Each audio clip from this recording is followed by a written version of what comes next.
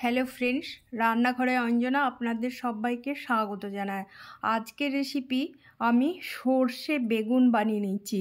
তো এই গরমে বেশ টকটক ঝাল ঝাল ভালো লাগবে খেতে। ভাতের সঙ্গে রুটি, নান, পরোটা যেটা যার সঙ্গে খাবেন সেটার সঙ্গেই ভালো লাগবে। তো চলুন এবার আমি কিভাবে বানিয়ে নিচ্ছি, আমার সাথে থাকুন, দেখতে থাকুন। আর প্লিজ সাবস্ক্রাইব করবেন, লাইক দেবেন আর ভিডিওটা পুরোটা দেখে নেবেন। তো চলুন এবার আমি কি এখানে উপকরণ নিয়ে নিচ্ছি। এখানে নিয়ে নিলাম আমি বেগুন, টমেটো আর পেঁয়াজ। বেগুনের পরিমাণ আমি 3টে নিয়েছি বড় বড়, আর 4টে ছোট ছোট টমেটো, আর বড় বড় 2টো পেঁয়াজ নিয়েছি, কুচিয়ে নিয়েছি। এবার ভালোভাবে ধুয়ে পরিষ্কার করে নিয়েছি। এখানে আমি একটা কড়াই বসিয়ে নিলাম গ্যাসের মধ্যে। এবার পরিমাণ মতো তেল দিয়ে নিলাম 2 থেকে 3 চামচ। এবার পরিমাণ অনুযায়ী নিলাম, এবার আপনাদের পরিমাণ অনুযায়ী নেবেন। এখানে কড়াইয়ে এবার 1 চামচ, ছোট্ট চামচের 1 চামচ পুরো নয়, হলুদ দিয়ে নিলাম ছিটকে যাওয়ার জন্য। এখানে শুকনো লঙ্কা, সাদা সর্ষে আর কালো সর্ষে, কারি পাতা এখানে ফোড়ন দিয়ে নিলাম। এবার আমি এর মধ্যে দিয়ে নেব পেঁয়াজ। এটা নিরামিষও হয়, আমি পেঁয়াজ দিয়ে করে নিলাম। তো 2টো তেজপাতা দিয়ে নিলাম। এবার পেঁয়াজটাকে একটু লালচে করে নাড়াচাড়া করে ভেজে নেব। বেশ কালারটাও সুন্দর হবে, খেতেও টেস্টি হবে। এবার পেঁয়াজ দিয়ে নাড়াচাড়া করে ভেজে নিলাম সামান্য পরিমাণে। এবার এর মধ্যে দিয়ে নেব আমি যে টমেটো আপনাদের দেখিয়ে নিয়েছি, সেই টমেটো দিয়ে নেব।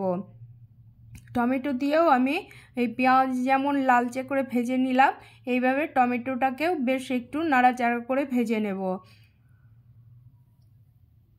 এই যে কালারটাও সুন্দর হয়। এর মধ্যে আমি সামান্য পরিমাণে লবণ আর একটু হালকা মিষ্টি দিয়ে নেব। এবার মিষ্টি আমি চিনি দিয়ে নিলাম, তার সাথে লবণ দিয়ে নিলাম 1 চামচ। টমেটোটা হেজে যাবে বা গলে যাবে তাড়াতাড়ি। এবার নাড়াচাড়া করে নিলাম টমেটো আর পেঁয়াজের সাথে, বেশ টেস্টটা ভালো হবে। আর এখানে আমি 1 চামচ পরিমাণ আদা বাটা দিয়ে নিলাম, আদা পেস্ট। এবার আদাটাকেও ভালোভাবে নাড়াচাড়া করে একটু মশলার সাথে কষে নিলাম যতক্ষণ না তেল ছাড়বে। এর মধ্যে 1 চামচ পরিমাণ হলুদ দিয়ে নিলাম, লঙ্কার গুঁড়ো 1 চামচ, 1 চামচ জিরে গুঁড়ো, ধনে গুঁড়ো এর সাথে দিয়ে নিলাম। এবার ভালোভাবে মশলাটাকে আরও কষে নেব, জিরে আর ধনে দিয়ে এবার মশলাটাকে নাড়াচাড়া করে কষে নেব। এর সাথে সামান্য পরিমাণে একটু জল দিয়ে নেব। আদা যে পেস্ট করেছি সেই আদার সাথে একটু সামান্য পরিমাণ জল দিয়ে নেব। একটু নাড়াচাড়া, গন্ধটা চলে যাবে আদার।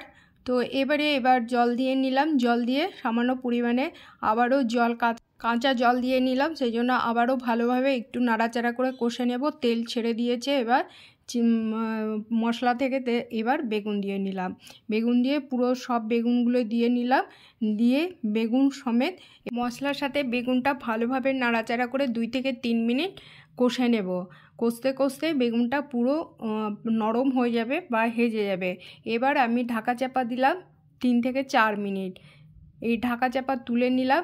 এই যে পুরো বেগুন থেকেও জল বেরিয়ে গেছে, আর আমি মশলার সাথে যে জলটা দিয়েছি ওতে হয়ে গেছে পুরো কষা কষা, দেখতে পাচ্ছেন। খুবই টেস্ট, আর খেতেও টেস্ট, দেখতেও সুন্দর।